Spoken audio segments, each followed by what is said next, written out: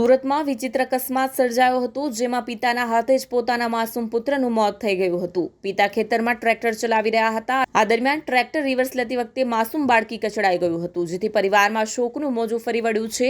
બાળકીના મોતને લઈને પોલીસે અકસ્માત મોતનો ગુનો નોંધી વધુ તપાસ હાથ ધરી છે।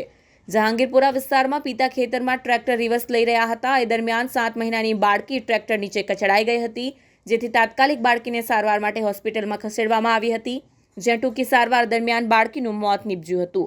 બાળકીના મોતને પગલે પરિવારમાં શોકનું મોજું ફરી વળ્યું છે। દીકરી ગુમાવનારા માતાએ હૈયાફાટ રુદન કર્યું હતું। બાળકીના પરિવારજનોએ કહ્યું કે પિતા ટ્રેક્ટર લઈને કામ કરી રહ્યા હતા।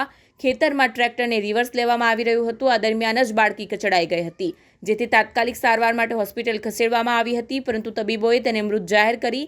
જહાંગીરપુરા પોલીસે અકસ્માત મોતનો ગુનો નોંધી વધુ તપાસ હાથ ધરી છે।